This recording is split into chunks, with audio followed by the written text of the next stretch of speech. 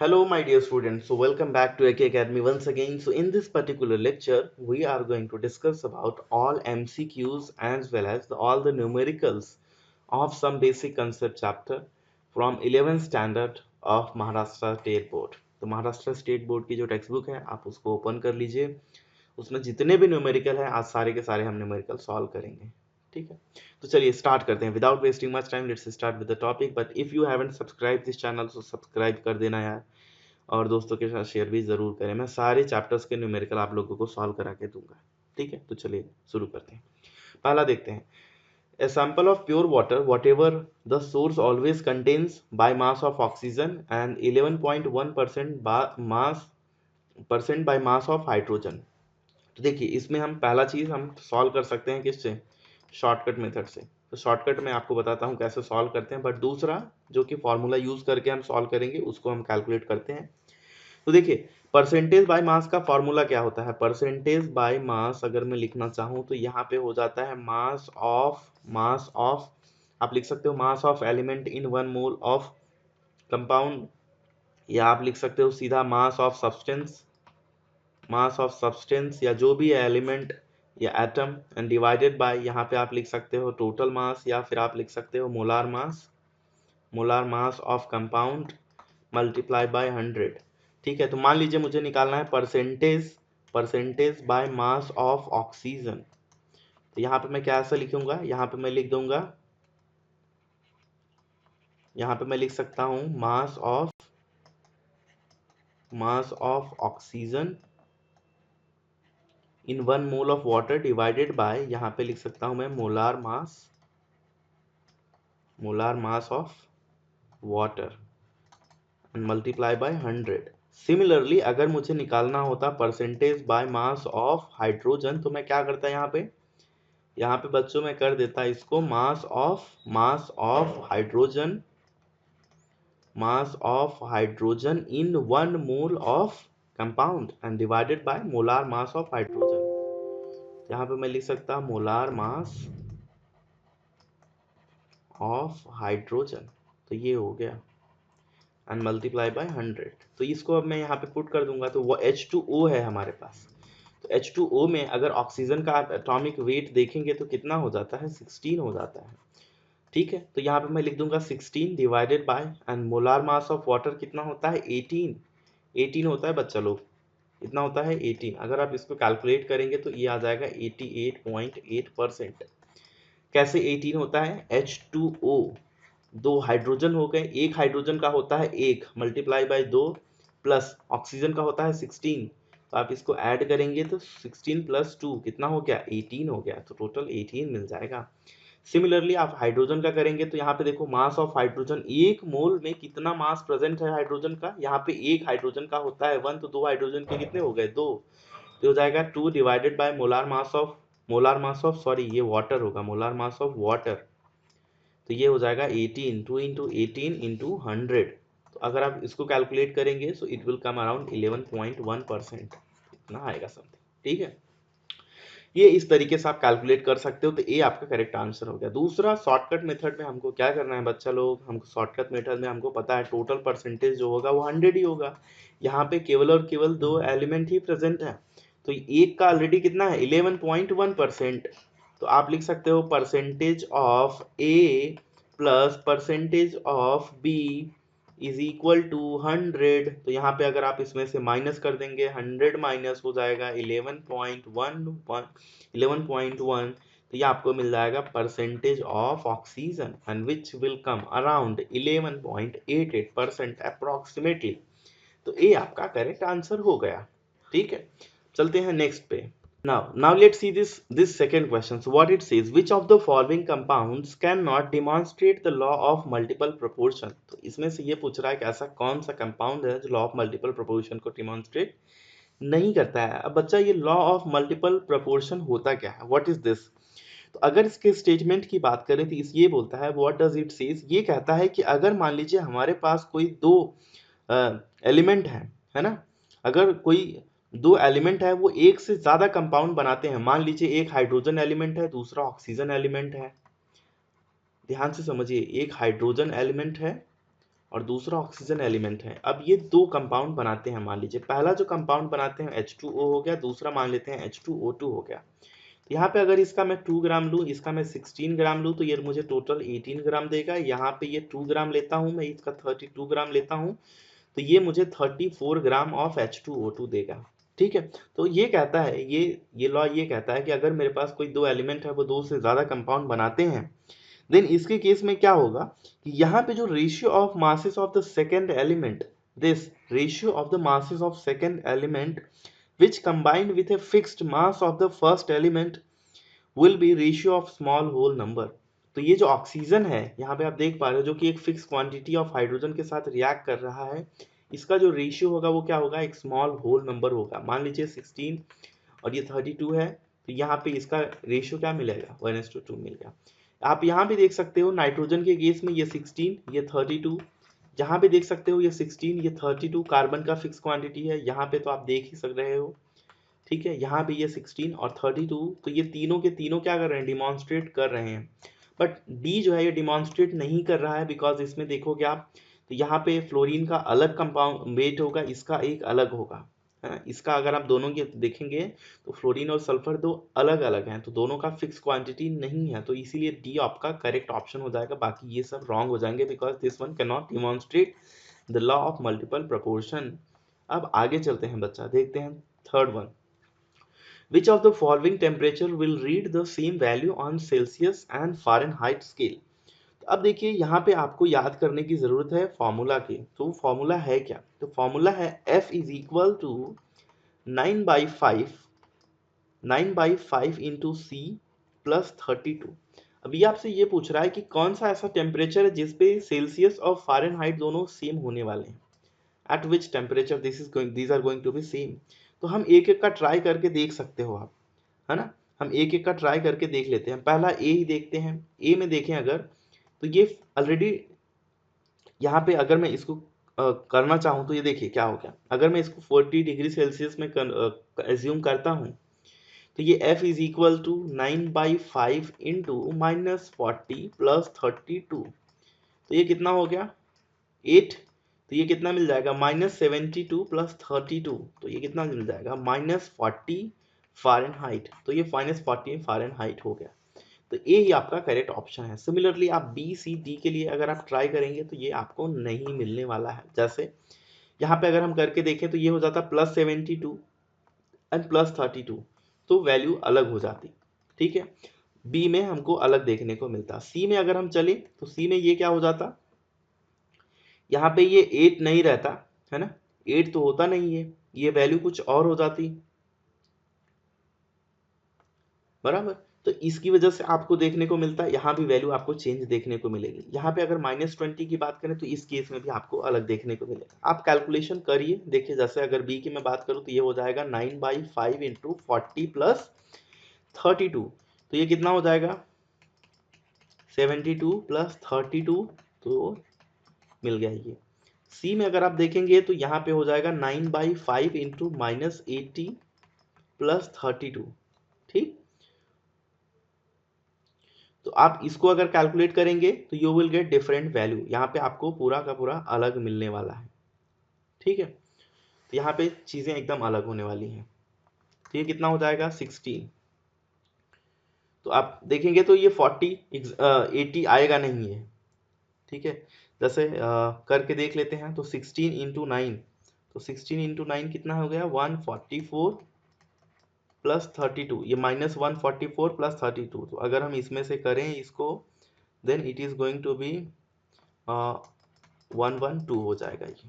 ठीक है, डी अगर आप करके देखेंगे तो हो जाएगा 9/5 इंटू -20 प्लस 32, तो ये हो गया 4, तो हो गया -36 प्लस 32, तो ये क्या मिल जाएगा 4। तो आप देख रहे हो तीनों की वैल्यूज अलग अलग हैं, बट यहीं पे सेम है, तो इसीलिए आपका ए ऑप्शन करेक्ट हो गया। नेक्स्ट चलते हैं, अगला देखते हैं अगला कैसे कर सकते हो। The next one, what it is saying, SI unit of quantity electric current is. Electric current की क्वांटिटी क्या होती है, कैसे हम मेजर कर सकते हैं इसको, एम्पियर में मेजर करते हैं। ठीक है, तो इसका ऑप्शन बी करेक्ट होगा। नेक्स्ट चलते हैं, in the reaction N2 plus 3H2 is giving 2NH3, the ratio by volume of N2H2 and NH3 is 1:3:2. This illustrate the law of, अब ये आपसे पूछ रहा है कौन सा लॉ ये इलस्ट्रेट कर रहा है। देखिए, जैसे अगर हम डेफिनेट प्रोपोर्शन की बात करें तो डेफिनेट प्रोपोर्शन में क्या बोला जाता है कि मान लीजिए अगर कोई एक नेचुरल सोर्स से मिल रहा है हमको और दूसरा हमको आर्टिफिशियल तरीके से मिल रहा है, तो दोनों में जो परसेंटेज कंपोजिशन होगा वो सेम होगा। In simple words, if I say so, a given compound always contains exactly the same proportion of elements by weight. So this is what? This is the law of definite proportion. Reciprocal proportion की अगर मैं बात करूं तो इसके case में क्या होता है कि मान लीजिए अगर हमारे पास एक कंपाउंड है कोई, है ना, कि मान लीजिए अगर जैसे मैं ले लूं यहाँ पे 3 ग्राम ऑफ कार्बन, अगर ये रिएक्ट कर रहा है किसके साथ, 1 ग्राम ऑफ हाइड्रोजन के साथ, और ये क्या बना रहा है, मीथेन बना रहा है। ठीक, अब अगर मान लीजिए यहाँ पे मैं 8 gram of oxygen 1 gram of hydrogen के साथ रिएक्ट कर रहा है, तो ये क्या बना रहा है, वाटर बना रहा है। तो जब ये दोनों रिएक्ट करेंगे, इसके केस में इसका रेशियो क्या है, ये हो गया। अब जब ये दोनों रिएक्ट करेंगे तो यहाँ पे जो रेशियो मिलेगा ये भी सेम होना चाहिए, जैसे 12 gram of carbon plus 32 gram of oxygen अगर रिएक्ट करेंगे तो आप रेशियो देखना इसका, तो रेशियो आपको सेम मिलेगा। ठीक, 4 से आप इसको डिवाइड कर दीजिए तो रेशियो सेम मिल गया। तो ये आपका होता है रेसिप्रोकल प्रोपोर्शन। ठीक, so what does it mean? It means that if two different elements combine separately, with a fixed mass of third element, ये third element के साथ fixed mass में combine हो रहा है, the ratio of masses in which they do so are either the same or as a simple multiple of the ratio of masses in which they combine with each other। यानी कि ये जो ratio होगा या इसका multiple proportion, यानी कि ये इसका मल्टीपल होगा या एग्जैक्टली सेम होगा, तो ये आपका रेसिप्रोकल प्रोपोर्शन है। तो ये आप देख सकते हो, इसको भी फॉलो नहीं कर रहा है, इसको भी नहीं कर रहा है। मल्टीपल प्रोपोर्शन आपको पता ही है, मैंने पिछले में डिस्कस किया, जैसे H2 और O2 और साथ में H2 और O, इनके एग्जांपल्स लेके मैंने आपके साथ डिस्कस किए थे। तो ये भी यहाँ पे फॉलो नहीं हो रहा है। Basically this is simple volumetric calculation. तो यहाँ पे गैसियस वॉल्यूम का ला ही एप्लीकेबल है, तो यहाँ पे आपका ऑप्शन डी ही करेक्ट होने वाला है। ठीक, चलते हैं आगे। Next, which of the following has maximum number of molecule. अब आपसे ये पूछा जा रहा है कि इसमें से मैक्सिमम नंबर ऑफ मॉलिक्यूल किसके होंगे। तो अब मैक्सिमम नंबर ऑफ मॉलिक्यूल हम कैसे निकाल सकते हैं, हम सभी को पता है कि 1 मोल अगर कोई कंपाउंड है तो उसके अंदर कितने मॉलिक्यूल हो सकते हैं, 6.022 इंटू 10⁻23 इतने मॉलिक्यूल होंगे। या जैसे अगर कंपाउंड की बात करेंगे इन सब की, तो इतने मॉलिक्यूल होने चाहिए। इन सिंपल वर्ड्स इफ आई से, यहाँ पे जिसके नंबर ऑफ मोल ज्यादा होंगे उसके मॉलिक्यूल भी ज्यादा होंगे। ठीक, तो हम नंबर ऑफ मोल निकाल लेते हैं। पहले मोल का फॉर्मूला क्या है, mole is equal to weight divided by molecular weight. अब हम निकाल लेते हैं ए का। तो ए के केस में अगर मैं निकालूं तो n ऑफ n2 अगर मैं निकालूं तो कितना हो जाएगा, वेट कितना दिया हुआ है 7, और इसका मॉलिक्यूलर वेट कितना है, n2 का हो जाएगा 14, एक का होता है 14 प्लस 2 का मिलाएंगे तो 28, तो ये 28 हो गया, यही हो जाएगा बराबर। तो ये 7/28 हो गया। ठीक, तो यहाँ पे अगर मैं इसको कैलकुलेट करूं तो it comes out to be 1/4। अगर मैं b कैलकुलेट करता हूं तो b क्या हो जाएगा, मोल, यानी कि n ऑफ H2 क्या हो जाएगा, weight of hydrogen is 2 and molecular weight is also यहाँ पे 2 हो जाएगा, तो यहाँ पे मिल जाएगा 1 मोल। c की अगर मैं बात करूं तो n ऑफ O2 की मैं बात करूं तो वेट कितना दिया हुआ है बच्चा 8, और इसका मॉलिक्यूलर वेट कितना हो जाएगा 32, तो ये भी कितना हो जाएगा 1/4। डी की अगर मैं बात करूं तो यहाँ पे हो गया ये n ऑफ NO2, वेट कितना दिया हुआ है 20, मॉलिक्यूलर वेट की अगर मैं बात करूं तो ए का 14 प्लस इसका 32, तो ये हो जाएगा 56, तो ये हो जाएगा 20/56 विच इज ऑल्सो नॉट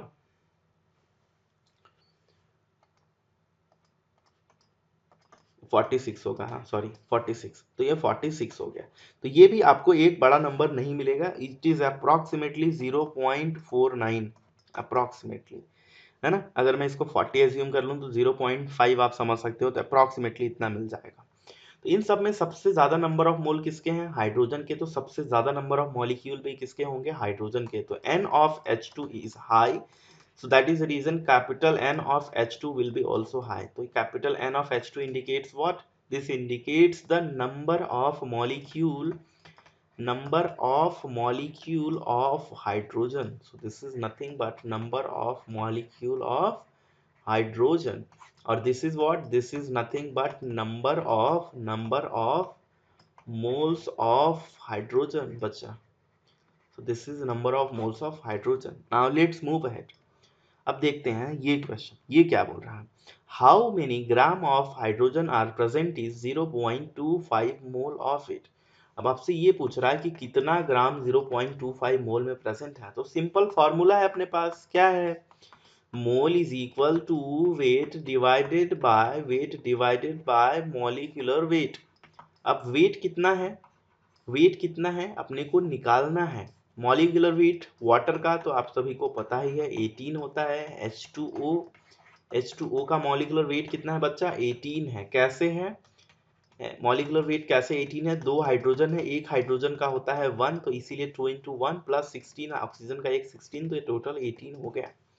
तो अब आप निकाल लीजिए, यहाँ पे नंबर ऑफ मोल कितना दिया हुआ है 0.25, वेट कितना है निकालना है, तो इसको आप W लिख सकते हो स्मॉल, मॉलिक्यूलर वेट कितना दिया हुआ है 18, तो W is equal to 0.25 into 18। तो आप अगर इसको करेंगे कैलकुलेट, तो मैं इसको अगर मैं कर दूं तो ये हो जाएगा 100, यानी कि आप लिख सकते हो सिंपल 1/4 इंटू 18, तो ये भी एक तरीका सही है। आप अगर इसे करेंगे तो ये हो जाएगा 16, यानी कि 4 पॉइंट, फिर ये 2 बचा तो 4.520 हो जाएगा, तो 4.5 gram. Without using any calculator and all you can calculate this, तो ये आपका करेक्ट आंसर है। चलते हैं, the number of molecules in 2.4 cm cube of nitrogen gas at STP is. बच्चा एसटीपी कंडीशन क्या होती है, एसटीपी कंडीशन की अगर मैं बात करूं तो यहाँ पे टेम्परेचर होता है 0 डिग्री सेल्सियस, प्रेशर क्या होता है, प्रेशर होता है 1 bar which is equal to 0.986 atm। ये होता है एसटीपी की condition. Approximately this is 1 atm, this is approximately 1 atm। ठीक, तो ये एसटीपी की कंडीशन है। अब एसटीपी पे होता क्या है, एसटीपी पे होता ये है कि एक मोल का जो वॉल्यूम होता है वो कितना होता है 22.4 डीएम क्यूब, और लीटर आप बोल सकते हो, इतना वॉल्यूम होता है। ठीक, अब आपसे पूछा जा रहा है कि नंबर ऑफ मॉलिक्यूल, तो एक मोल में बच्चा कितना मॉलिक्यूल होता है, 6.022 इंटू 10⁻23 मॉलिक्यूल होंगे। ठीक, अब आप समझ लीजिए यहीं पे ये हो जाएगा, इसको अगर मैं डीएम क्यूब को सीएम क्यूब में कन्वर्ट करूंगा तो ये हो जाएगा 22,400 CM cube of nitrogen gas is going to have 6.022 into 10⁻23 molecule। अब हमको इधर साइड कितना चाहिए, वी नीड 22.4, आप इसको 22.4 इंटू 1000 कर सकते हो, तो इतना cm cube of nitrogen gas is going to have, यहाँ पे क्या हो जाएगा, यहाँ पे क्या हो जाएगा, जो 10⁻³ बचेगा यहाँ पे, ये इस साइड आप भेज सकते हो, तो यहाँ पे आप लिख सकते हो 6.022 इंटू 10⁻23 डिवाइड बाय 10⁻³ मॉलिक्यूल। देखो बच्चा 10⁻³ से 10⁻23 यहाँ पे कुछ माइनस होगा तो क्या मिल जाएगा, 6.022 इंटू 10⁻23 माइनस 3, ऊपर जाएगा तो ये माइनस हो जाएगा। In fact, you will get your answer as 6.022 into 10⁻20. So this is the answer what you will be getting. इतना मॉलिक्यूल होगा, कितना, इतना मॉलिक्यूल होगा। तो यहाँ पे कोई ऑप्शन दिख रहा है, यस ए दिख रहा है, तो ए आपका करेक्ट आंसर हो गया। क्लियर है बच्चा, अब आगे चलते हैं, लेट्स मूव अहेड। अब आगे चलते हैं और देखते हैं नेक्स्ट क्वेश्चन क्या बोल रहा है, which of the following has the largest number of atom. अब आपसे पूछ रहा है कि मैक्सिमम नंबर ऑफ एटम किसमें होने वाले हैं। तो यहाँ पे सिंपल सी बात है, आपको सभी का यहाँ पे एटॉमिक वेट पता होना चाहिए। लाइक अगर मैं बात करूँ AU का, तो AU का कितना होता है 196.96 विच इज अप्रॉक्सीमेटली 197। Na का कितना होता है, सोडियम का होता है 23। लिथियम की अगर मैं बात करूँ तो होता है 7, और Cl2 की अगर मैं बात करूँ तो एटॉमिक वेट की, तो एक का होता है 35.5, तो दो हैं तो 35.5 प्लस 35.5, तो it comes out to be 71। अब आपको पता ही है फॉर्मूला क्या है, mole is equal to weight divided by molecular weight. हम मोल क्यों निकाल रहे हैं, आपको पता होगा पिछला एक क्वेश्चन था उसमें हमने क्या डिस्कस किया कि मोर द नंबर ऑफ मोल अगर ज्यादा होगा तो जो नंबर ऑफ मॉलिक्यूल हैं वो भी ज्यादा होने वाले हैं। ठीक, तो नंबर ऑफ मॉलिक्यूल भी ज्यादा होंगे, तो वही इसीलिए हम इसको कैलकुलेट करेंगे। तो n of A U is going to be 1 divided by 197, तो a का आपको ये मिल जाएगा। b की अगर मैं बात करूं तो देखो बच्चा यहाँ पे n ऑफ एन ए क्या हो जाएगा, वेट कितना दिया हुआ है 1, और एटॉमिक वेट कितना है 23। c अगर मैं चलूं तो ये हो जाएगा n of L I is 1/7। D अगर मैं बात करूं तो n ऑफ Cl2 क्या हो जाएगा, वेट दिया हुआ है 1, एटॉमिक वेट कितना दिया हुआ है 71। तो आप इन सब में कंपेयर करेंगे तो लिथियम में जो डिनोमिनेटर है उसकी वैल्यू कम है, तो इसकी वजह से नंबर ऑफ मोल आपको ज्यादा दिखेंगे, ये वैल्यू काफी हाई होने वाली है, तो जिसकी वजह से सी आपका करेक्ट ऑप्शन हो जाएगा। तो number of mole of lithium will be high as compare to all, because इसका जो डिनोमिनेटर है वो छोटा है और ऊपर की वैल्यू सबकी फिक्स्ड है, तो इसीलिए आपका सी ऑप्शन करेक्ट हो गया। अब चलते हैं बच्चा नेक्स्ट क्वेश्चन पे। नेक्स्ट क्या बोल रहा है, what is the ratio of molecules in 1 mole of ammonia and 1 mole of NH3। तो देखिए यहाँ पे रेशियो ऑफ मॉलिक्यूल पूछ रहा है आपसे। ठीक, अब आपको पता करना है 1 मोल अमोनिया में कितने मॉलिक्यूल होंगे और 1 मोल HNO3 में कितने मॉलिक्यूल होंगे, और हम सभी को पता है 1 मोल में कितने मॉलिक्यूल होते हैं 6.022 इंटू 10⁻23, इतना मॉलिक्यूल होता है। तो यहाँ पे हम सबसे पहले कैलकुलेट कर लेते हैं number of molecule in ammonia. तो ये कितना मिल गया, ये मिल गया 6.022 इंटू 10⁻23 मॉलिक्यूल। वाई, बिकॉज 1 मोल दिया हुआ है। Number of molecule in case of HNO3 की अगर मैं बात करूं तो ये भी सेम ही होगा। The reason being is actually यहाँ पे इसका भी 1 ही मोल यूज हुआ है, तो इतना मॉलिक्यूल हो गया इसका भी। अब आपको क्या करना है, now what you need to do, आपको अब आगे क्या करना है,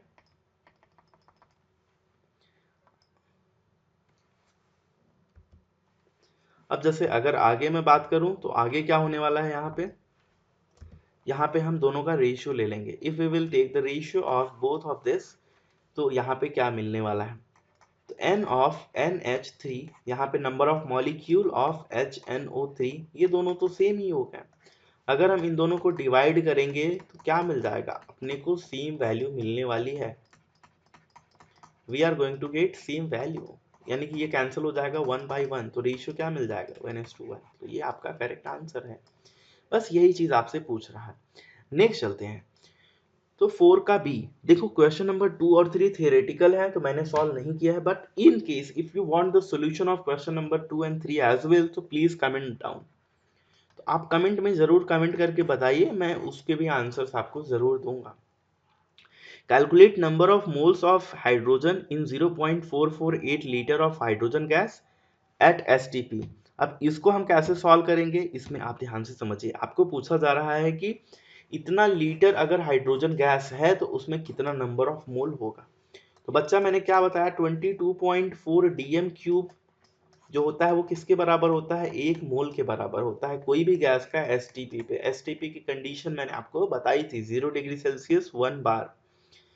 ठीक, अब चलते हैं यहाँ पे, अगर मैं इसको 0.448 DM³ कर दूं तो यहाँ पे मुझे क्या करना पड़ेगा, 0.448 से मल्टीप्लाई और साथ में 22.4 डिवाइड में आ जाएगा ये, या आप बोलो कि मैं 0.448 से मल्टीप्लाई किया और 22.4 से डिवाइड किया दोनों साइड, तो इतने मोल आपको देखने को मिलेंगे।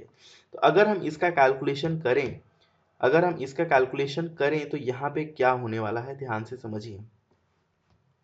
then what is going to be answer over here, हाँ 0.448 लीटर यानी कि 0.448 DM³ वही बात हो गई।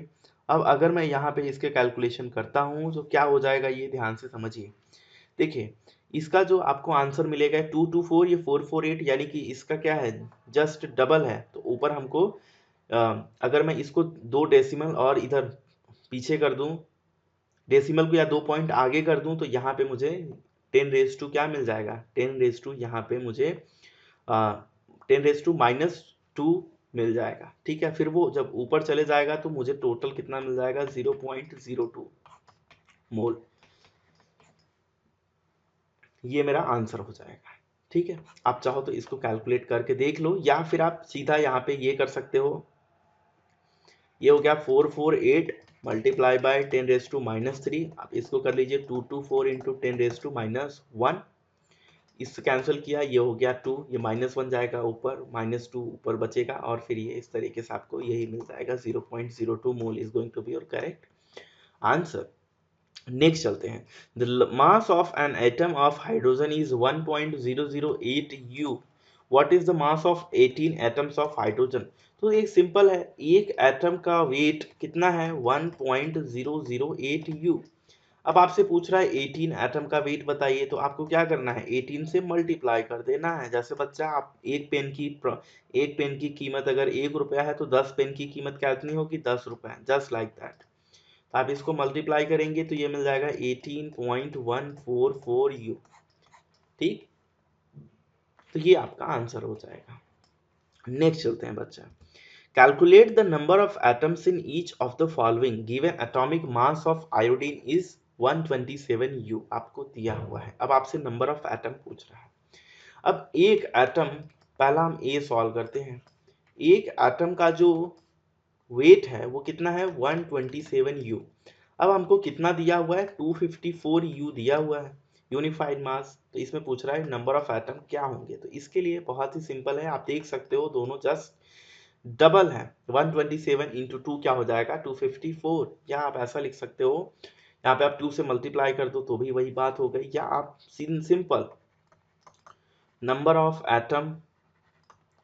Of atoms in 254 U will be equal to, ये क्या हो जाएगा 254 डिवाइडेड बाय 127, यानी कि क्या मिल जाएगा 2 एटम। आपका आंसर क्या आ जाएगा 2 एटम्स आ जाएंगे। ठीक है, या आप 2 से मल्टीप्लाई कर दीजिए दोनों साइड, तो भी आप देख रहे हो वही चीज़ मिल रही है। या आप 127 को आप इधर भेज दीजिए और 254 से यहाँ पे मल्टीप्लाई कर दीजिए। ठीक है, 254 से मल्टीप्लाई एंड 127 से डिवाइड, तो वही चीज़ मिल जाएगी आपको। अब बी हम सॉल्व करते हैं बच्चा। देखिए बी आपको अगर सॉल्व करना है तो कैसे करेंगे। 254 ग्राम ऑफ आयोडीन, देखिए ग्राम और यूनिफाइड मास में अंतर है। यूनिफाइड मास यानी हम सिंगल एटम के लिए रिप्रेजेंट करते हैं, बट ग्राम में वो बल्क में हो जाएगा। ठीक, अब 254 ग्राम है तो उसके लिए हम कैसे करेंगे, ध्यान से देखिए। तो अगर आपको पता हो किसी भी, जैसे 18 ग्राम ऑफ वाटर अगर मैं बात करूं तो उसके अंदर कितने मॉलिक्यूल होंगे Na, यानी एवोगैड्रो नंबर के बराबर मॉलिक्यूल होंगे। तो वही चीज यहाँ भी है। इसका अगर मैं बात करूं एटॉमिक वेट की, तो एटॉमिक वेट कितना है 127। तो 127 ग्राम ऑफ आयोडीन की अगर मैं बात करूं तो 127 ग्राम ऑफ आयोडीन के अंदर कितने एटम होने वाले हैं 1 mole. It is going to have how many, ये 1 मोल आयोडीन प्रेजेंट होगा। क्या प्रेजेंट होगा आयोडीन 1 मोल। ठीक है, I2 की बात नहीं हो रही, देखिए यहाँ पे इन्होंने स्पेसिफाई कर दिया है केवल और केवल I है, तो 1 मोल आयोडीन होगा ये। और इसमें कितने मॉलिक्यूल होंगे, इसमें होंगे 6.022 इंटू 10⁻23 मॉलिक्यूल। तो आप देखें अगर मैं इसको 254 कर देता हूं तो जस्ट डबल हो जाएगा। 254 ग्राम ऑफ आयोडीन आप करेंगे तो यहाँ पे ये कितना हो जाएगा 2 मोल ऑफ आयोडीन। कितना हो गया 2 मोल ऑफ आयोडीन, और 2 मोल में कितना हो जाएगा 2 मल्टीप्लाई बाय 6.022 इंटू 10⁻23 मॉलिक्यूल। ये मिल गया। अब आप इसको अगर मल्टीप्लाई करेंगे तो क्या मिल जाएगा बच्चा 1.2044 इंटू 10⁻24। यहाँ पे मॉलिक्यूल वर्ड मुझे नहीं यूज करना चाहिए क्योंकि मॉलिक्यूल में I2 आएगा, हमको एटम यूज करना चाहिए। तो इसको let's make it as atom, तो ये एटम हम लिखे तो ज्यादा बेटर है क्योंकि एटम पूछा भी है। हाँ सॉरी, तो यहाँ पे इतने एटम्स होंगे। सो दिस इज द कैलकुलेशन। या आप अगर आप इसको मल्टीप्लाई करेंगे तो 12.044 इंटू 10⁻23 आएगा। उसको आप अगर पावर में यहाँ पे 24 कर देंगे तो बन जाएगा 1.2044। तो इस तरीके से हम इसको सॉल्व करेंगे बच्चा। नेक्स्ट चलते हैं। A student used A carbon pencil to write his homework. The mass of this was found to be 5 mg. With the help of this calculate. तो आपसे क्या बोला रहा है, 5 mg जो है वो वेट है किसका, कार्बन पेंसिल का, कितना है 5 mg है। अब आपसे पूछ रहा जा रहा है कि number of moles of carbon in his homework writing. तो यहाँ पे क्या लिखा हुआ है, आप सिंपल पहले लिख लीजिए, weight of carbon in pencil is equal to 5 mg, means 5 into 10⁻³ gram. अब अगर आपसे पूछा जाए ए नंबर ऑफ मोल बताइए, तो मोल का डेफिनेशन क्या है, wait divided by molecular wait और एटॉमिक वेट। तो वेट कितना है यहाँ पे 5 इंटू 10⁻³, एटॉमिक वेट कितना है 12। तो अगर आप इसको कैलकुलेट करेंगे, तो ये क्या हो जाएगा, it comes out to be, तो 5 इंटू 10⁻³ ये 12 हो गया। तो आप इसको अगर करते हैं टोटल कैलकुलेशन, तो इट विल कम 0. ये मिल जाएगा आपको, हाँ ये या 10⁻³ है, तो ये मिल जाएगा 0.416 इंटू 10⁻³ इतना मोल है। तो आप इसको अगर कैलकुलेट कर लेंगे तो ये हो जाएगा 4.16 इंटू 10⁻⁴। तो दिस इज योर आंसर। तो ये आप इस तरीके से कैलकुलेट कर सकते हैं। अब देखो बच्चा बी की बात करें तो number of carbon atoms in 12 milligram of his homework writing. अब आपसे पूछा जा रहा है कि 12 मिलीग्राम में नंबर ऑफ कार्बन एटम बताइए। तो देखिए क्या होगा यहाँ पे, देखिए तो हमको पता क्या है बच्चा, 12 ग्राम यानी 12 ग्राम ऑफ कार्बन में कितने एटम होंगे, 6.022 इंटू 10⁻23 एटम्स ऑफ कार्बन होंगे, यही होता है। अब देखिए यहाँ पे अगर मैं इसको मिलीग्राम में कन्वर्ट कर लूं तो ये 12 इंटू 1000 मिलीग्राम ऑफ कार्बन हो जाएगा, बराबर। इसके अंदर सेम मिलेगा। तो अगर मैं इसको कर लूं, 12 mg में कर लेता हूं, 12 mg ऑफ कार्बन, तो ये 1000 मुझे कहाँ पे भेजना पड़ेगा, इस साइड मुझे डिवाइड करना पड़ेगा, या दोनों साइड को आप बोल सकते हो 12,000 से 1000 से मैंने क्या कर दिया, डिवाइड कर दिया इतने एटम्स ऑफ कार्बन। तो अब आप कैलकुलेशन आराम से कर ही सकते हो। Now it will come as 6.022 into 10⁻20 atoms of carbon. तो ये आपका करेक्ट आंसर हो गया। तो बी आपका इस तरीके से करेक्ट आंसर मिलेगा। नेक्स्ट चलते हैं बच्चा, F Arjun purchase 250 gram of glucose, for ₹40। Find the cost of glucose पर मोल। अब आपसे पूछा जा रहा है कि पर मोल बताइए ग्लूकोज का कॉस्ट क्या होने वाला है। अगर उसने 40 रुपीज में 250 ग्राम खरीदा है, तो सबसे पहले क्या करेंगे आप, सबसे पहले आप total number of mole find out करेंगे। अगर आपको एक बार टोटल नंबर ऑफ मोल पता चल जाएगा तो आपको पता चल जाएगा कि 40 रुपीज में इतना मोल, लेट से एक्स मोल मिला है, तो एक मोल की कीमत तो आप निकाल सकते हो फिर। बट ग्लूकोज आपको फॉर्मूला दिया हुआ है, सबसे पहला काम है आपका मॉलिक्यूलर वेट ऑफ ग्लूकोज निकालना। तो मॉलिक्यूलर वेट ऑफ ग्लूकोज क्या हो जाएगा, अगर मैं करूं तो कार्बन का होता है 12, तो 6 इंटू 12 प्लस हाइड्रोजन का होता है 1, तो 12 इंटू 1 प्लस 6 इंटू ऑक्सीजन का होता है 16। ठीक, तो ये 16 हो गया, तो ये हो जाएगा 72 plus 12 plus 96, total it will come as 180। तो 180 gram per mole is the molecular weight of glucose. ठीक, ये हो गया क्लियर। अब चलते हैं नेक्स्ट, देखते हैं नेक्स्ट आगे क्या करना है। अब आपको निकाल लेना है टोटल नंबर ऑफ मोल। तो मोल का बच्चा फॉर्मूला क्या है, वेट अपॉन मॉलिक्यूलर वेट। तो वेट कितना दिया हुआ है 250 gram divided by molecular wait कितना मिला 180। तो आप इसको कैलकुलेट करेंगे तो 25/18 आ गया, तो कितना मिल जाएगा, ये 1.389 मोल मिल जाएगा। ये आपका नंबर ऑफ मोल हो गया। अब 1.389 मोल की जो कीमत है वो कितनी है 40 रुपीज। अब आपसे पूछा जा रहा है कि एक मोल की कीमत क्या होगी, तो ये हो जाएगा 40 divided by 1.389 rupees, which will be 28.79 rupees। approximately it is 28.8 rupees. So this is your correct answer. ठीक, I hope the things are clear to you and you have understood it very well. Now let's move ahead and let's discuss the next one. Now what it is saying, the natural isotopic abundance of 10 boron is 19.60% and 11 boron is this. The exact isotopic masses are 10.13 and 11.009 respectively. Calculate average atomic mass of boron. अब बोल रहा है कि अगर 10 boron है तो उसका percentage इतना है और वेट इतना है, अगर 11 बोरॉन है तो इसका परसेंटेज इतना है, वेट इतना है, तो आप एवरेज बताइए कैसा होगा। तो बच्चा एवरेज एटॉमिक मास का फॉर्मूला क्या होता है, average atomic mass is equal to क्या हो जाएगा, percentage of 10 boron, percentage of compound A element A multiply by their atomic weight. आप लिख सकते हो percentage of element A multiply by their atomic weight, and दूसरा plus percentage of element B multiply by their atomic weight and divide total divided by 100। तो मैं अगर यहाँ पे करूँ तो यहाँ पे मैं लिख सकता हूँ percentage of boron 10 multiply by atomic weight of boron 10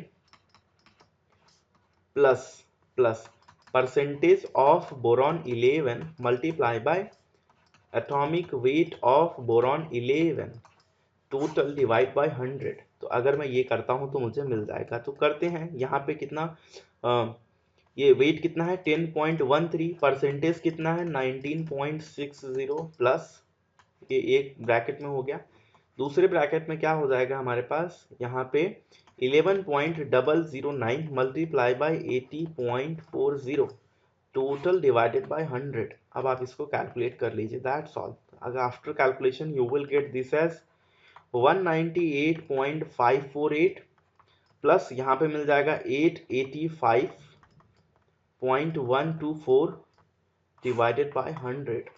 After this calculation, this is 1083.67 divided by 100, and this will come 10.83 bacha, 10.83. So approximately this and this values are same. So 10.81 and 10.83 are approximately same. So this is going to be your correct answer. Next चलते हैं, convert the following degree Celsius temperature two degree Fahrenheit. अब इसको कैसे करेंगे, तो formula आपको पता ही है, क्या फॉर्मूला है बच्चा, फॉर्मूला है F is equal to 9/5 into C plus 32। तो ए आपको करना है, तो यहाँ पे कैलकुलेट कर लीजिए, ये हो जाएगा 9/5 इंटू 40 प्लस 32, तो ये हो जाएगा 872 प्लस 32, तो 104 डिग्री फ़ारेनहाइट। तो आपका ए ऑप्शन सही है। बी की अगर मैं बात करूं तो F is equal to 9/5 into 30 plus 32, तो हो गया 654 प्लस 32 हो जाएगा 86 डिग्री फ़ारेनहाइट। तो ये बी भी करेक्ट है आपका, बहुत सिंपल। नेक्स्ट चलते हैं, calculate the number of moles and molecules of acetic acid present in 22 gram of it. अब इसको आप कैसे करेंगे, ध्यान से समझते हैं। तो सबसे पहले आपको एसिटिक एसिड का वेट आपको दिया हुआ है, कितना दिया हुआ है, वेट ऑफ एसिटिक एसिड कितना दिया हुआ है बच्चा, 22 ग्राम। ठीक, अब आप मॉलिक्यूलर वेट भी निकाल लीजिए। मॉलिक्यूलर वेट कितना हो जाएगा, एसिटिक एसिड का फॉर्मूला क्या है, CH3COOH, 2 कार्बन है यानी कि 2 इंटू 12, 4 हाइड्रोजन यानी कि 4 इंटू 1, 2 ऑक्सीजन यानी कि 2 इंटू 16। तो 24 प्लस 4 प्लस 32 आप इनको ऐड करेंगे तो ये कितना हो जाएगा, ये कितना हो जाएगा 60 हो जाएगा। 24 प्लस 8 28 एंड 32 60 हो गया। ठीक, अब आप क्या करेंगे, नंबर ऑफ मोल निकाल लीजिए। Mole is equal to weight divided by molecular weight. तो वेट कितना है 22, मॉलिक्यूलर वेट कितना है 60, कितना मिल जाएगा 0.3666 मोल। आपका एक आंसर आ गया। अब आपसे पूछ रहा है मॉलिक्यूल बताइए। अब मॉलिक्यूल हम कैसे बता सकते हैं, तो हमको पता है, क्या पता है, 1 mole is equal to 6.022 into 10⁻23 molecule. अब हमारे पास मोल कितना है 0.3666, इतना मोल ही है। अब आप क्या करेंगे, इधर भी 0.3666 इंटू 6.022 इंटू 10⁻23 मॉलिक्यूल हो जाएगा। तो आप इसको अगर मल्टीप्लाई करेंगे तो आपको क्या मिल जाएगा 2.2076 into 10⁻23 molecule. So this is your correct answer. तो आप यहाँ पे देख सकते हो। नेक्स्ट चलते हैं बच्चा, नेक्स्ट चलते हैं। आई होप समझ में आ गया होगा। कोई भी कहीं भी डाउट हो तो you can type in comment section. J now let's move ahead and let's see this one. So what it is saying, 24 of gram of carbon reacts with some oxygen to make 88 gram of carbon dioxide. तो carbon और oxygen के बीच में reaction हो रहा है, क्या बना रहे हैं, कार्बन डाइऑक्साइड। अब ये बोल रहा है कितना ग्राम इसका लग रहा है, 24 ग्राम इसका लग रहा है, और ऑक्सीजन का कितना, अच्छा ऑक्सीजन का पता नहीं, इसका कितना लग रहा है 88 ग्राम यहाँ पे फॉर्म हो रहा है। Find out how much oxygen must have been used. Oxygen का पता करना है अपने को। तो रिएक्शन तो सिंपल यही है। आप देखेंगे तो इसका स्टोइकियोमेट्री 1, इसका स्टोइकियोमेट्री 1, इसका स्टोइकियोमेट्री 1 हो गया। तो अब इसके 1 मोल यहाँ पे आप लिख सकते हो, 1 मोल इसका यूज होता है, 1 मोल इसका यूज होता है, तो यहाँ पे क्या फॉर्म होता है, 1 मोल ये फॉर्म होता है।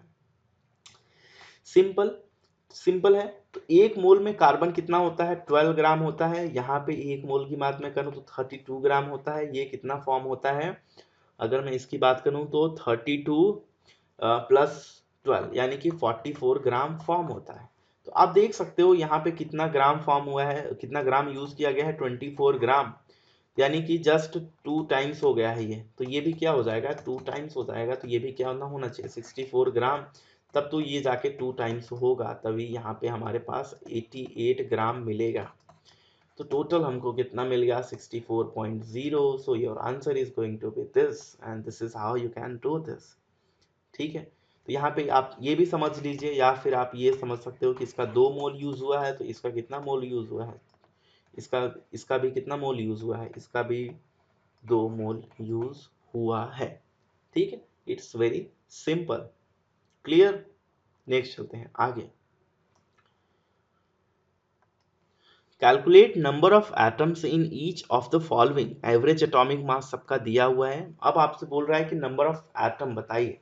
अब नंबर ऑफ एटम हम कैसे निकालेंगे, ध्यान से समझिए। देखिए अब कैसे कर सकते हैं इन सिंपल वर्ड्स। अगर मैं ए को सॉल्व करने की कोशिश करूं तो पहले आप लिख सकते हैं 1 mole of nitrogen is going to equal to is 6.022 into 10⁻23। इतने कितना होंगे, इतने एटम्स होंगे। अब यहाँ पे कितना मोल दिया हुआ है 0.4 मोल, तो आप 0.4 से मल्टीप्लाई कर दीजिए दोनों side. They haven't mention nitrogen gas है या क्या है, कुछ मेंशन नहीं किया गया है। तो अगर गैस मेंशन होती तो N2 हम लेते, बट नाइट्रोजन केवल लिखा है तो हम केवल N लेंगे। तो ये हो जाएगा 0.4 इंटू 6.022 इंटू 10⁻23 एटम। तो अगर आप इसका मल्टीप्लिकेशन करेंगे तो it comes out to be 2.4088 into 10⁻23 atoms. तो ये आपका करेक्ट आंसर हो गया। अब बच्चा बी के लिए अगर हम चलें तो बी आप कैसे निकाल सकते हो, बी में भी वही चीज करना है, इसमें थोड़ा सा तरीका अलग है। अब देखिए यहाँ पे क्या बोल रहा है 1.6 ग्राम ऑफ सल्फर। केवल और केवल किसकी बात हो रही है, सल्फर की बात हो रही है।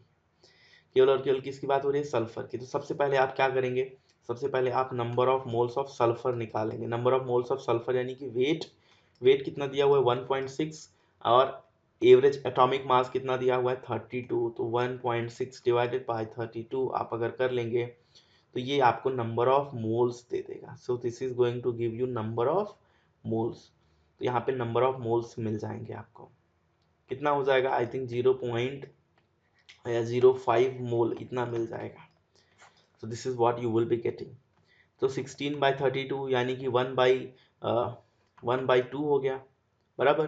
और ऊपर अभी 10⁻⁻1 है, तो ये ऑलरेडी 0.5 हो गया, 1.2 यानी 0.5 और 0.05 मोल हो जाएगा। Yes correct. तो यहाँ पे 1 मोल में कितना होता है, 6.022 इंटू 10⁻23 एटम्स होंगे। तो यहाँ पे 0.05 मोल में कितना हो जाएगा, 6.022 इंटू 10⁻23 इंटू 0.05 एटम्स।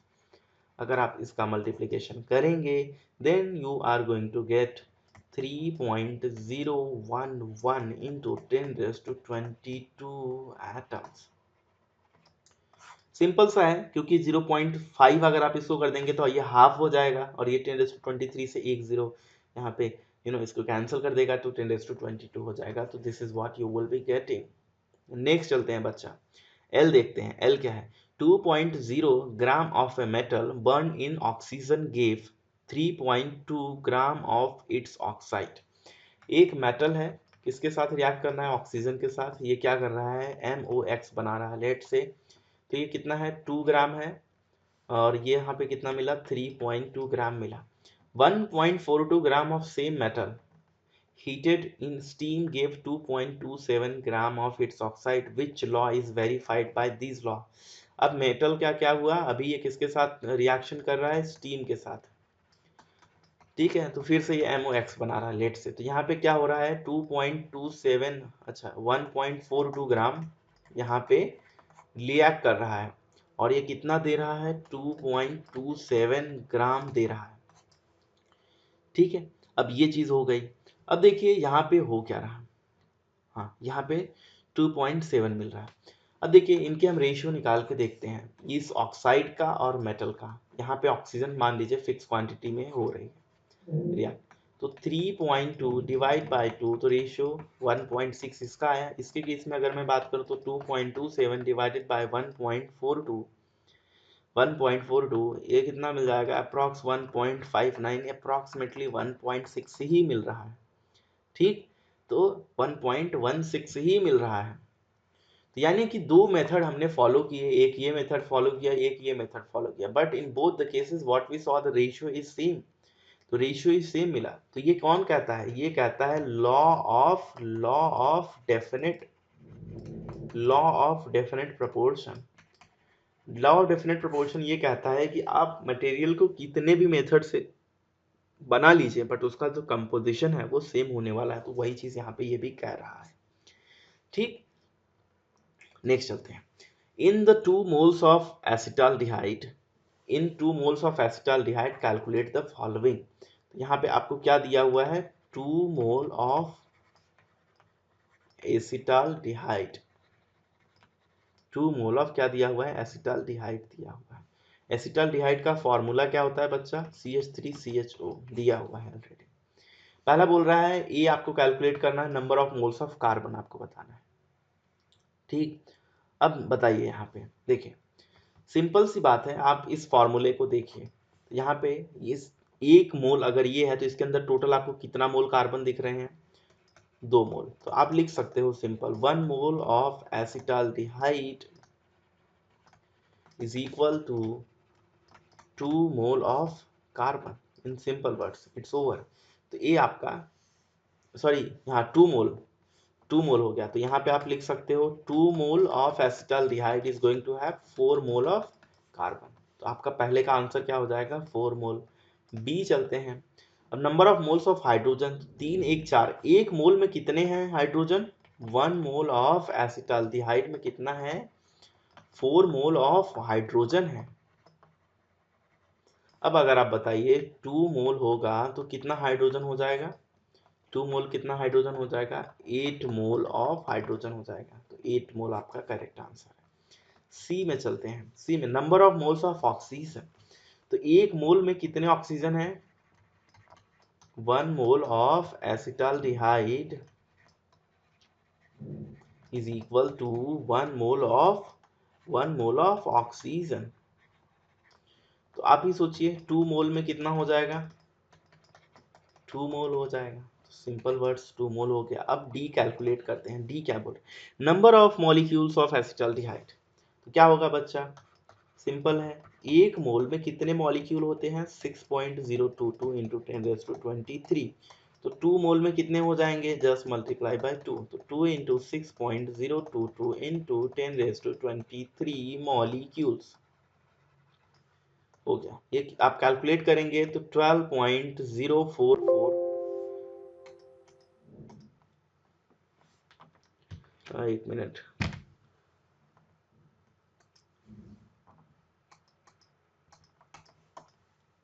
सॉरी, ये थोड़ा दिक्कत आ गया है। या तो 12 पॉइंट हो जाएगा 044 इंटू 10⁻23 मॉलिक्यूल हो जाएगा ये। ठीक है, तो आप इसको अगर 10 या वही चीज़ है, दिया हुआ वही है, आप इसको 1.2 इंटू 10⁻24 भी लिख सकते हैं। नेक्स्ट चलते हैं बच्चा, आगे चलते हैं।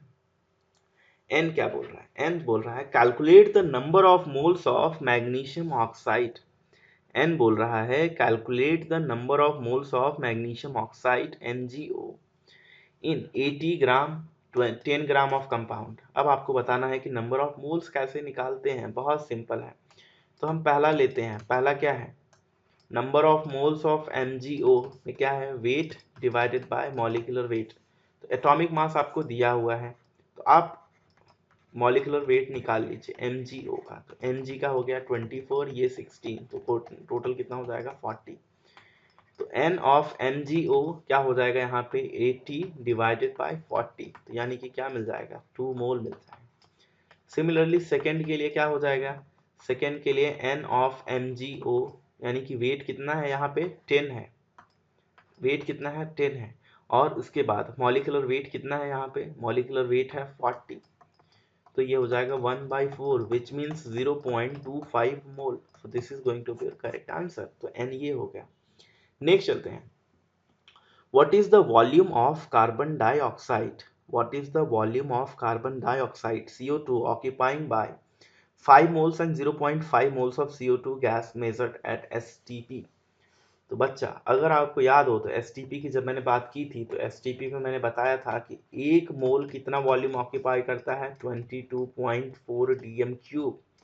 अब यहीं से आप सॉल्यूशन निकाल सकते हो। फर्स्ट की अगर मैं बात करूं तो एक मोल कितना निकाल रहा है?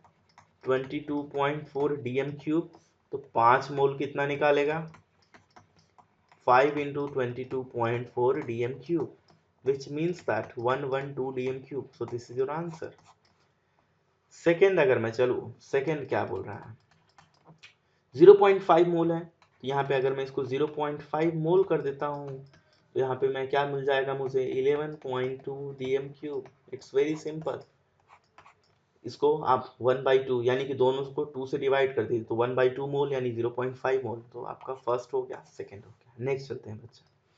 Calculate the mass of potassium chlorate required to liberate 6.72 dm cube of oxygen at STP. Molar mass of KClO3 is 122.5 gram per mole. अब इसका रिएक्शन आपको पता होना चाहिए। तो पोटेशियम क्लोरेट क्या होता है? KClO3। ये क्या देता है डिसोसिएट होने पे? KCl plus O2। तो ये 2KClO3 होता है, यहाँ पे मिलता है 2KCl और साथ में मिलता है 3 ये। तो यहाँ पे कैलकुलेशन क्या है? स्टोइकोमेट्रिक के हिसाब से यहाँ पे ये 2 मोल होता है, तो ये होता है 3 मोल। ये 3 मोल यहाँ पे लिबरेट होता है। ठीक, अब यहाँ पे ये बोल रहा है कि 6.72 dm क्यूब अगर निकल रहा है तो आपको बताना है कि मास ऑफ पोटेशियम क्लोरेट कितना होगा इन सिंपल वर्ड्स। तो इसका अगर आप देखें तो मोलार मास कितना है? 122.5। तो आप मैं लिख सकता हूँ 2 इंटू 122.5 इतना ग्राम अगर डिसोसिएट होगा तो यानी कि 3 मोल यहाँ पे निकलेगा। 3 मोल, एक मोल का वॉल्यूम कितना है? 22.5 22.4, तो ये हो जाएगा 3 into 22.4 dm cube. Now we can do all the calculation now. तो here in simple words if I say 3 into 22.4 dm cube कितना ग्राम लेता है? 2 इंटू 122.5 ग्राम ऑफ KClO3। ठीक, तो यहाँ पे मुझे कितना रखना है? इसको मुझे रखना है 6.72 dm क्यूब रखना है।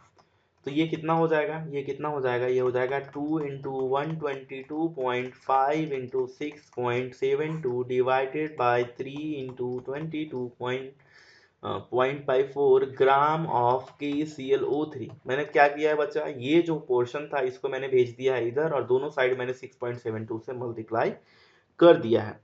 Now after all this calculation what we are going to get, क्या मिलेगा अपने को, क्या मिलने वाला है। तो अगर आप इस सारे कैलकुलेशन करोगे तो ये हो जाएगा 1646.4 डिवाइडेड बाय 67.2।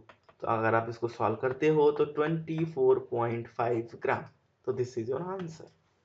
नेक्स्ट चलते हैं, calculate the number of atoms of hydrogen present in 5.6 gram of urea। Formula दिया हुआ है। Also calculate the number of atoms of nitrogen, carbon and oxygen. तो देखिए कैसे करेंगे, सिंपल वर्ड्स। सबसे पहला काम क्या है, मॉलिक्यूलर वेट ऑफ यूरिया निकालना। सबसे पहले अगर आप नंबर ऑफ मोल निकाल लेंगे तो आप सब आसानी से कर लेंगे। तो मॉलिक्यूलर वेट ऑफ यूरिया, तो क्या दिया हुआ है, NH2 ट्वाइस CO, ठीक। तो यहाँ पे नाइट्रोजन का कितना होता है 17, हाइड्रोजन का 1 यानी कि 18 हो गया। तो मैं लिख सकता हूँ 18 इंटू 2 प्लस कार्बन का 12 एंड ऑक्सीजन का 16। तो अगर मैं इसको करूं तो आप इसको ऐड कर लेंगे तो कितना मिल जाएगा 60 ग्राम पर मोल। अब आप number of moles of urea निकाल लीजिए। तो क्या हो जाएगा, वेट 5.6, मॉलिक्यूलर वेट 60, तो 0.0933 मोल, ये आपका नंबर ऑफ मोल मिल गया। अब इसके बाद आगे क्या करना है, ध्यान से देखिए इसके आगे क्या करना है। अब देखिए फॉर्मूले को देखिए, फॉर्मूला क्या बोल रहा है, आप लिख दीजिए सिंपल N2H4CO।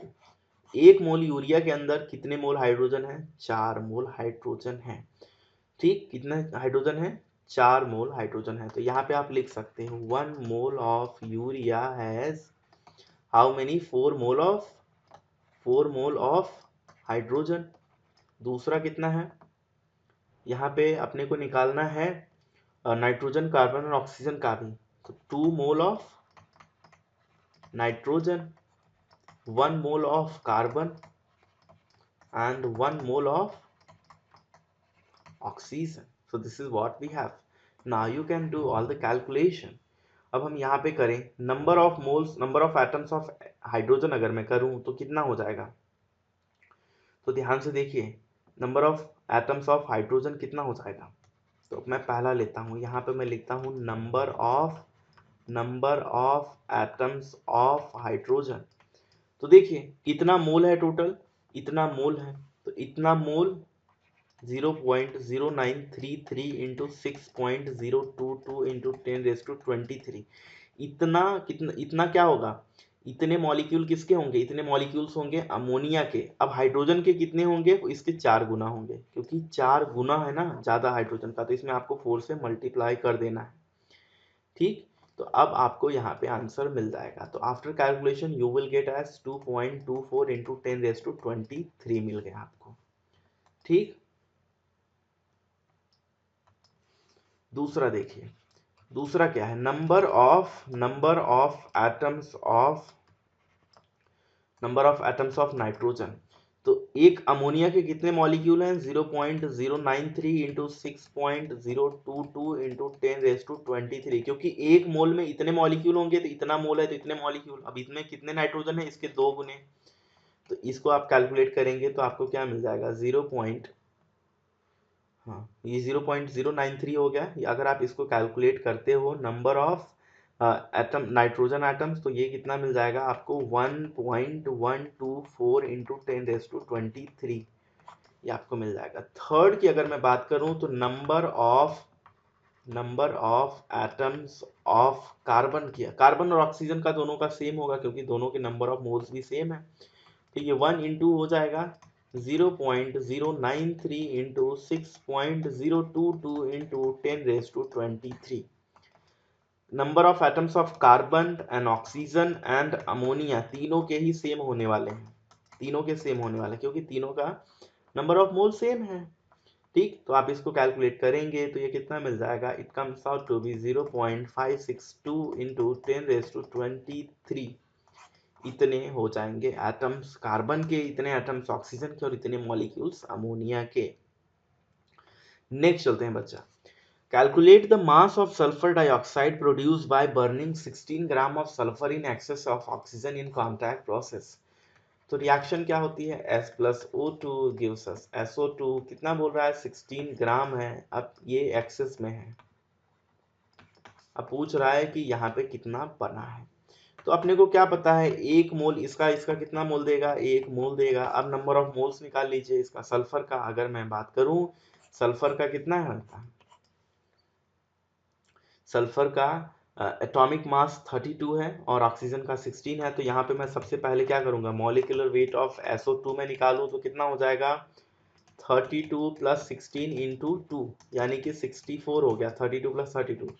और यहाँ पे मैं एटॉमिक वेट ऑफ सल्फर की अगर मैं बात करूँ तो कितना है 32 है, तो इसके नंबर ऑफ मोल्स कितने हो गए, number of moles of sulphur weight यानी 16 डिवाइडेड बाय एटॉमिक वेट यानी कि फिर से 32, तो कितना हो गया 0.5 मोल हो गया। अब 0.5 मोल कितना देगा बच्चा, 0.5 मोल ही SO2 देगा। अब 0.5 मोल का मतलब यहाँ पे आप सिंपल लिख सकते हो, number of moles of SO2 is equal to weight divided by molecular weight. तो weight will be equal to number of moles of SO2 multiply by molecular weight. तो ये हो गया 0.5 इंटू मॉलिक्यूलर वेट कितना है 64, दोनों मिला देंगे तो क्या मिल जाएगा 32। So 32 is your correct answer. Yeah. So that's all for today, my dear students, and thank you so much for listening. And don't forget to subscribe the channel and like this video. Okay, तो मिलते हैं फिर से हम अगले chapter का मैं start करूंगा, और जो भी आपको प्रॉब्लम आ रही है आप कमेंट सेक्शन में जरूर कीजिए, definitely I will look into it and reply. And thank you so much for listening once again, bye bye, take care, have a nice day ahead.